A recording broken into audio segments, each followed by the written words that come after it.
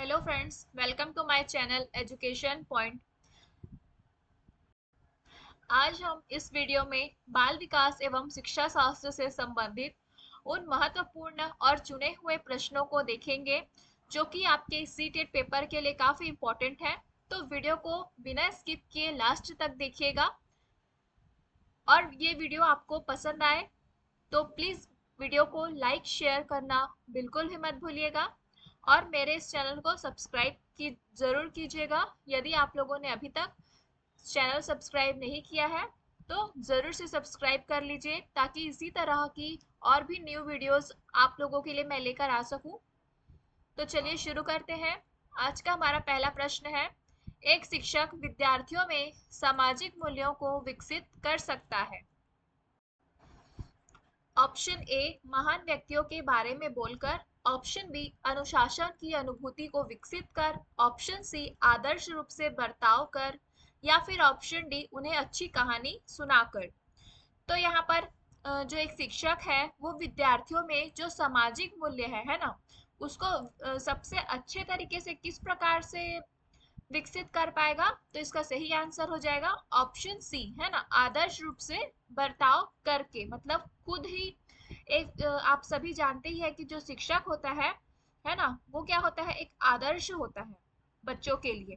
क्योंकि क्लास में जैसे शिक्षक ने किसी चीज को गलती से गलत बता दिया है ना, तो बच्चे क्या होते हैं, कैसे करते हैं कि उन चीजों को सही मानते हैं, है ना, कि हमारे टीचर ने तो सही बताया है तो वो सही ही है। अगर यदि घर में उसकी मम्मी ने कहा कि नहीं ये चीज सही है, आपके टीचर ने गलत बताया है ना, तो वो नहीं मानते हैं। उनके टीचर ही उनके लिए क्या होते हैं, आदर्श होते हैं। ठीक है, तो टीचर जैसा बर्ताव करेगा, है ना, तो उसका बच्चों पर वैसा इफेक्ट होगा। ठीक है, तो उससे क्या होगा, सामाजिक मूल्य बच्चे में विकसित होता जाएगा। ठीक है, तो एक टीचर को जो है वो हमेशा आदर्श रूप से बर्ताव करना चाहिए ताकि वो बच्चे में अच्छे से अच्छे तरीके से सामाजिक मूल्यों का विकास कर सके। चलिए देखते हैं नेक्स्ट क्वेश्चन। परिवार एक साधन है। ठीक है, तो ऑप्शन देख लेते हैं तो वो किस प्रकार का साधन है। ऑप्शन ए दिया है अनौपचारिक शिक्षा का, ऑप्शन बी औपचारिक शिक्षा का, ऑप्शन सी दूरस्थ शिक्षा का, ऑप्शन डी गैर औपचारिक शिक्षा का। तो यहाँ पर औपचारिक और अनौपचारिक के बारे में आप जान लीजिए। अनौपचारिक शिक्षा और औपचारिक शिक्षा, औपचारिक यानी कि फॉर्मल हो जाएगा। ठीक है, औपचारिक यानी कि इसे हम इंग्लिश में फॉर्मल कहेंगे, अनौपचारिक को इनफॉर्मल कहेंगे। ठीक है, तो ये फॉर्मल जो होता है ना, मतलब इसमें क्या होगा, जगह फिक्स होता है, टाइम फिक्स होता है ना, ये सब क्या होता है औपचारिक शिक्षा में आएगा। और अनौपचारिक शिक्षा यानी कि जहाँ पर ये सभी चीजें फिक्स नहीं होती। तो परिवार क्या है, तो परिवार आपका हो जाएगा अनौपचारिक शिक्षा का साधन होता है। ठीक है, यहाँ पर क्या बोलते हैं, टाइम फिक्स नहीं होता कि आपको इसी समय पर ही पढ़ाई करना है, ये सब्जेक्ट ही पढ़ना है ना। या फिर यहाँ पर जगह भी फिक्स नहीं होता, आप कहीं पर भी बैठ के पढ़ सकते हो। ठीक, तो यहाँ पर ये क्या हो गया, अनौपचारिक शिक्षा का साधन हो गया। नेक्स्ट क्वेश्चन देखते हैं। बच्चों की सीखने की प्रक्रिया में माता पिता की भूमिका निभानी चाहिए। तो जो बच्चों की सीखने की प्रक्रिया होती है उसमें माता पिता को किस प्रकार की भूमिका निभानी चाहिए। तो ऑप्शन ए दिया है नकारात्मक, तो ये तो गलत हो जाएगा, नकारात्मक भूमिका नहीं निभानी चाहिए। ऑप्शन बी है अग्रोन्मुखी, ऑप्शन सी सहानुभूति पूर्ण, ऑप्शन डी है तटस्थ। तो ऑप्शन डी भी नहीं होगा, ऑप्शन बी और सी में आप सही आंसर देखते हैं। अब हम तो बच्चों की सीखने की प्रक्रिया में जो है वो माता पिता को हमेशा अग्रोन्मुखी भूमिका निभानी चाहिए, है ना, और निभाते भी है। तो किस प्रकार, जैसे कि जब बच्चा जो है वो दुनिया में आता है ना, तो सबसे पहले वो अपनी उस सबसे पहले उसकी अंतःक्रिया किससे होती है, अपने परिवार से होती है ना। और परिवार में भी सबसे पहले किससे होती है, तो अपनी माँ से होती है, माता पिता से होती है ना। तो इसलिए वो सबसे आगे कैसे है, सबसे आगे किससे सीख रहा है, मतलब अपने माँ से सीख रहा है ना, पिता से सीख रहा है। तो इनकी भूमिका क्या हो जाएगी, तो अग्रोन्मुखी यानी कि सबसे आगे, है ना, तो अग्रोन्मुखी इसका सही आंसर हो जाएगा। नेक्स्ट क्वेश्चन देखते हैं, समाजीकरण वह प्रक्रिया है जिससे बच्चे और वयस्क सीखते हैं। तो क्या सीखते हैं, ऑप्शन ए दिया है परिवार से, ऑप्शन बी विद्यालय से, ऑप्शन सी साथियों से, ऑप्शन डी इन सभी से। मतलब यहाँ पर समाजीकरण के बारे में पूछा है कि बच्चे और वयस्क इन चारों ऑप्शन में से किससे सीखते हैं समाजीकरण की प्रक्रिया को, है ना। तो इसका सही आंसर हो जाएगा ऑप्शन डी, क्योंकि जो समाजीकरण की प्रक्रिया है उससे बच्चे और वयस्क जो है इन सभी से सीखते हैं, अपने परिवार से भी सीखेंगे, है ना, विद्यालय से भी सीखते हैं और अपने साथियों से भी सीखते हैं। समाजीकरण का अर्थ है मतलब क्या हो जाएगा, समाज में अनुकूलन स्थापित करना ही क्या कहलाता है, हमारा समाजीकरण कहलाता है। आप इस चीज को याद रखिएगा, ठीक है। नेक्स्ट क्वेश्चन देखते हैं, निम्नलिखित में से किस अवस्था में बच्चे अपने समवयस्क समूह के सक्रिय सदस्य हो जाते हैं। ठीक है, सक्रिय सदस्य पूछा है यहाँ पर। ऑप्शन ए किशोरावस्था, ऑप्शन बी प्रौढ़ावस्था, ऑप्शन सी पूर्व बाल्यावस्था या फिर ऑप्शन डी बाल्यावस्था। तो यहाँ पर समवयस्क समूह की बात की गई है प्लस सक्रिय सदस्य हो जाते हैं, है ना।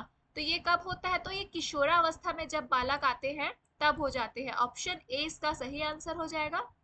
नेक्स्ट क्वेश्चन है, शिक्षा के संदर्भ में समाजीकरण से तात्पर्य है। ऑप्शन ए सामाजिक मानदंड का सदैव अनुपालन करना।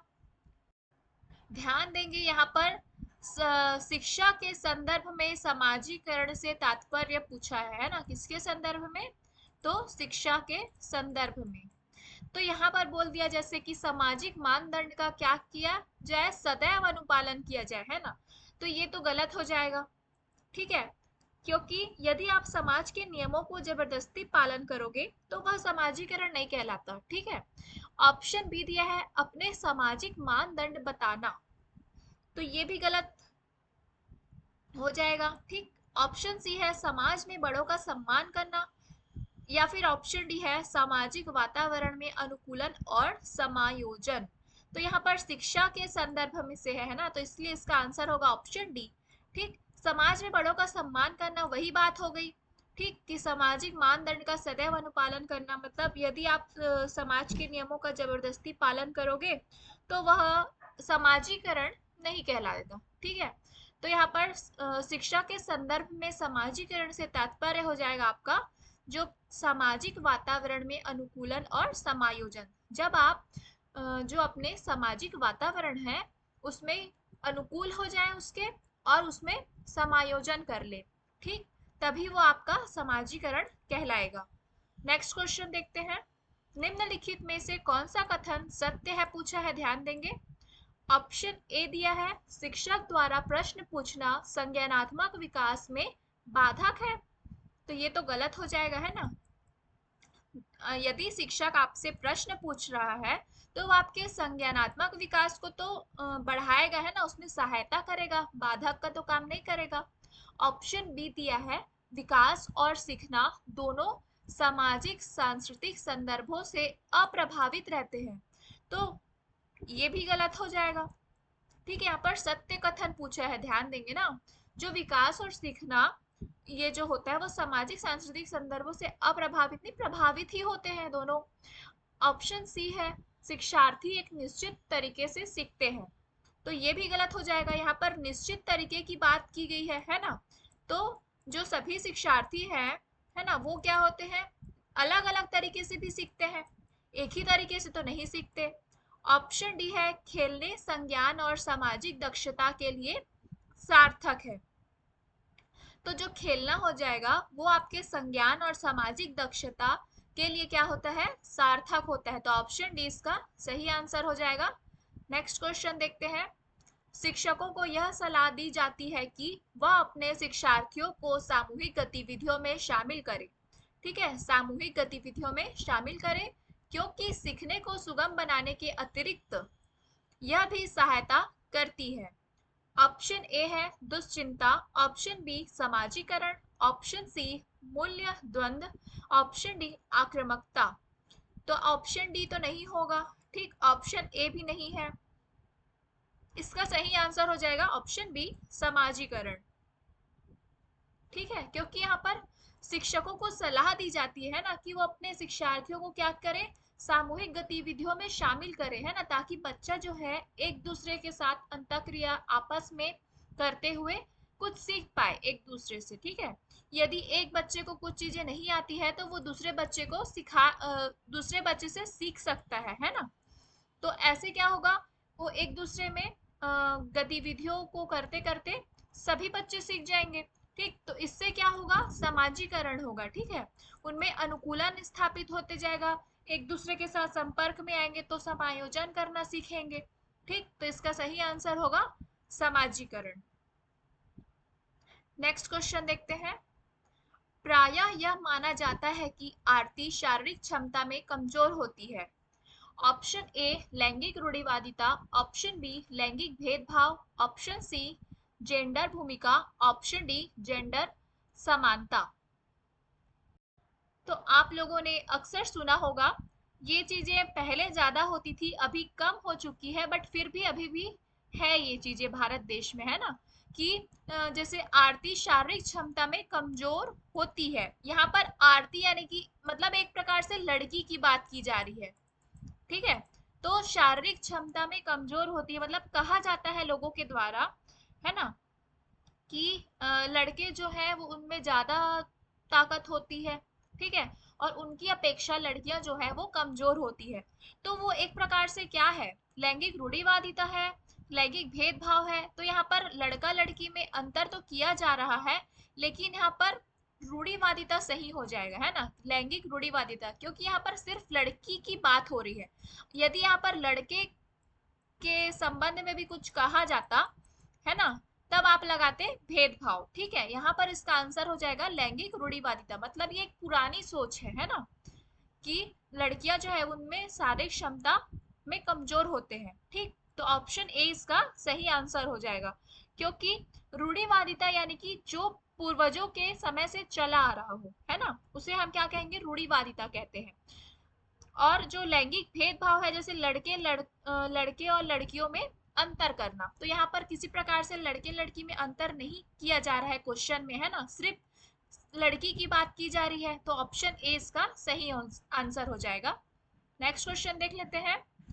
डैश के अलावा निम्नलिखित श्रेणियां जेंडर को प्रभावित करती है।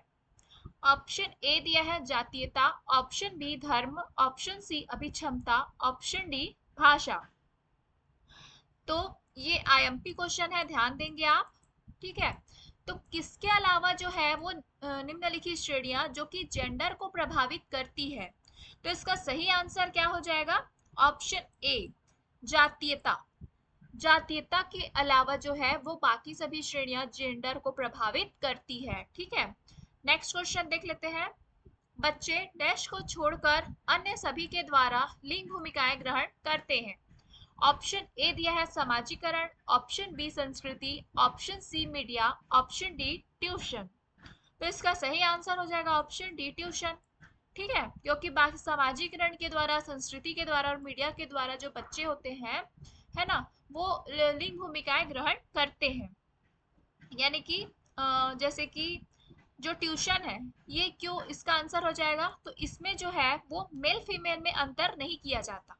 ठीक है, तो ट्यूशन क्लास में, इसलिए इसका आंसर होगा ऑप्शन डी। ठीक, क्योंकि संस्कृति है, परंपराएं हैं। ठीक, तो इसमें भी इसके द्वारा भी लिंग भूमिकाएं ग्रहण करते हैं बच्चे। ठीक है, संस्कृति जो पहले से परंपराएं चली आ रही होती है, मीडिया के द्वारा तो फिर सीखते ही है, और समाज में रहकर भी बच्चों को पता चल ही जाता है इस सब चीज के बारे में। ठीक, बट ट्यूशन में ऐसी कोई चीजें के बारे में बात नहीं की जाती है। तो ऑप्शन डी इसका सही आंसर होगा। नेक्स्ट क्वेश्चन देखते हैं। लड़कों को बाहर का कार्य करना चाहिए और लड़कियों को घर का डैश यह दर्शाता है। ऑप्शन ए अनुसंधान आधारित धारणा है, ऑप्शन बी लैंगिक पूर्वाग्रह पर आधारित धारणा है, ऑप्शन सी सत्य धारणा है, ऑप्शन डी उपरोक्त सभी। तो इसका सही आंसर हो जाएगा ऑप्शन बी। ये जो है वो लैंगिक पूर्वाग्रह पर आधारित धारणा है। ठीक है, कि लड़कों को सिर्फ बाहर का कार्य करना चाहिए और लड़कियों को घर का कार्य, क्योंकि ये जो है वो अंतर किया जा रहा है ना, इसमें लड़के और लड़कियों के बीच अंतर किया जा रहा है कि लड़के सिर्फ बाहर का कार्य करेंगे और लड़कियां सिर्फ घर का कार्य करेगी। तो ये कोई अनुसंधान आधारित धारणा नहीं है, है ना, सत्य धारणा है। लेकिन बेटर ऑप्शन है ऑप्शन बी, क्योंकि ये लैंगिक पूर्वाग्रह को दर्शा रहा है, ठीक है, जो कि आपके पूर्वजों के टाइम से चली आ रही है ये चीजें, कि लड़के सिर्फ बाहर का कार्य करेंगे, लड़की सिर्फ घर का कार्य करेगी। ठीक, तो ऑप्शन बी इसका सही आंसर हो जाएगा। नेक्स्ट क्वेश्चन देखते हैं।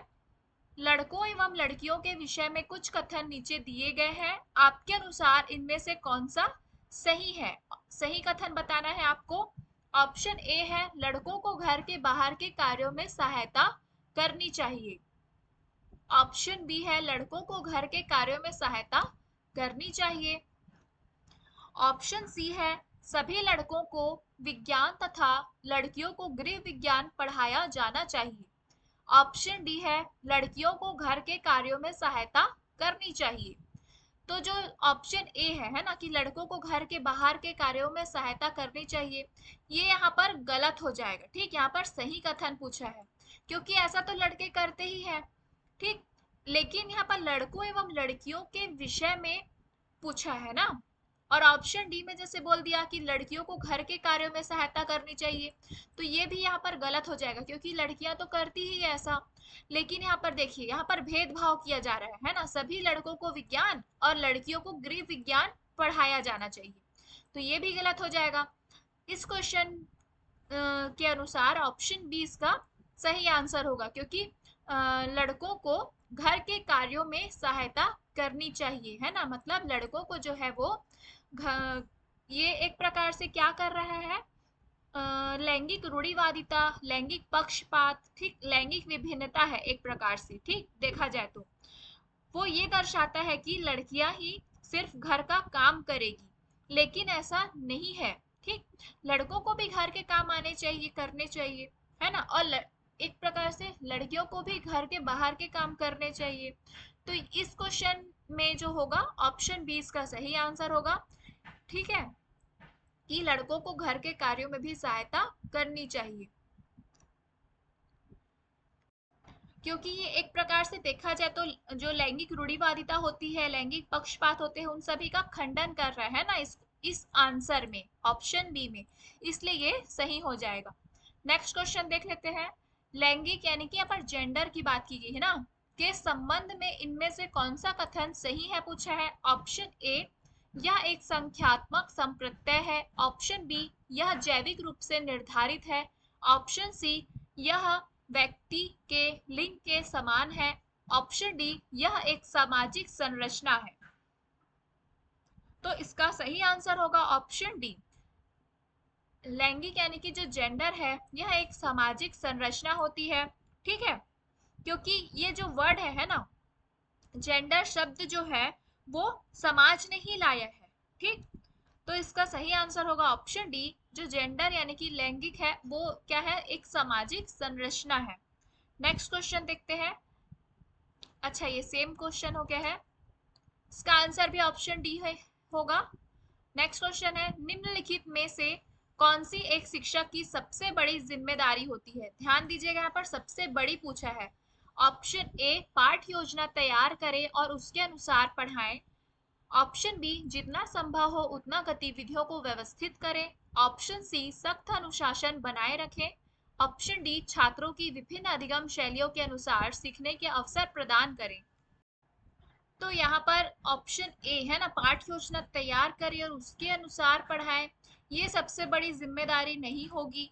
ठीक है, जितना संभव उतना गतिविधियों को क्या करें, व्यवस्थित करें, ये भी नहीं होगा, और सख्त अनुशासन बनाए, ये भी नहीं होगा। ऑप्शन डी इसका सही आंसर हो जाएगा, कि छात्रों की विभिन्न अधिगम शैलियों के अनुसार सीखने के अवसर प्रदान करें उन्हें। ठीक, यदि आप क्या बोलते हैं, बच्चों को समझ गए, है ना, तो आपको पता चल जाएगा, है ना, कि किस प्रकार बच्चों को पढ़ाया जाए कि उसको समझ में आए। ठीक, तो ये उसके अधिगम शैलियों के अनुसार होनी चाहिए। ठीक है, विभिन्न और, ठीक है, क्योंकि हर बच्चा एक ही अधिगम शैली के अनुसार ही तो नहीं सीख पाएगा। ठीक है, क्योंकि कक्षा में तो अलग अलग प्रकार के बच्चे होते हैं, है ना। तो वो उन्हें क्या चाहिए, विभिन्न अधिगम शैलियां चाहिए, ठीक है, ताकि वो उनके अनुसार सीख पाए और उन्हें अवसर भी दिया जाए, विभिन्न अधिगम शैलियों के अनुसार उन्हें सीखने के अवसर भी दिया जाए, ठीक, ताकि वो अच्छे से सीख पाए। तो ऑप्शन डी इसका सही आंसर हो जाएगा। नेक्स्ट क्वेश्चन देखते हैं। हाँ, यही सबसे बड़ी जिम्मेदारी होती है ना एक शिक्षक की। नेक्स्ट क्वेश्चन है, सीखने को समृद्ध किया जा सकता है यदि ऑप्शन ए, शिक्षक विभिन्न प्रकार के व्याख्यान और स्पष्टीकरण का उपयोग करते हैं। तो इस प्रकार तो बच्चा ज्यादा से ज्यादा चीजें नहीं सीख पाएगा, है ना, क्योंकि यहाँ पर ये पूछा जा रहा है आपसे कि सीखने को समृद्ध किया जा सकता है यदि, मतलब कि बच्चा जो है वो ज्यादा से ज्यादा किस प्रकार से सीख पाएगा। तो ऑप्शन बी में है, कक्षा में आवधिक परीक्षणों पर उचित ध्यान दिया जाता है, ये भी गलत हो जाएगा। ऑप्शन सी, वास्तविक दुनिया से, देखो यहाँ पर वास्तविक दुनिया की बात की गई है ना, से स्थितियों को कक्षा में लाया जाता है, यानी कि कक्षा से बाहर की जो दुनिया है, ठीक, उस उनकी स्थितियों को कक्षा में लाया जाता है, जिसमें छात्र एक दूसरे के साथ बातचीत करते हैं, ठीक, और शिक्षक सुविधा प्रदान करता है। तो जो शिक्षक जो है वो सुविधा प्रदान करता है, ठीक, शिक्षक जो है वो सुविधादाता के रूप में ही होता है हमेशा। और ऑप्शन डी है, कक्षा में अधिक से अधिक शिक्षण सहायक उपकरण का उपयोग किया जाए। अधिक से अधिक शिक्षण सहायक उपकरण का उपयोग नहीं किया जाना चाहिए ना, जिनकी जरूरत हो सिर्फ उन्हीं का ही उपयोग किया जाना चाहिए एक बार में। तो ऑप्शन डी भी गलत हो जाएगा। इसका सही आंसर लेंगे हम ऑप्शन सी को, ठीक। बच्चा ज्यादा से ज्यादा कब सीख पाएगा, तो जब अधिगम, देखो, जब अधिगम करने की बात होती है ना, तो व्यवहार में स्थायी परिवर्तन होगा, ठीक। मतलब जब बच्चा मतलब किसी भी चीज को स्वयं करके सीखता है ना, वो ज्यादा इंपॉर्टेंट है उसके लिए कि वो स्वयं से सीखे, और वो ज्यादा स्थायी रूप से सीखेगा यदि वो खुद करके सीखेगा। तो इसलिए ही वास्तविक दुनिया से स्थितियों को कक्षा में लाया जाता है, ताकि जो बच्चा है वो छात्र एक दूसरे के साथ बातचीत करते हैं और शिक्षक जो है सुविधा प्रदान कर पाएगा।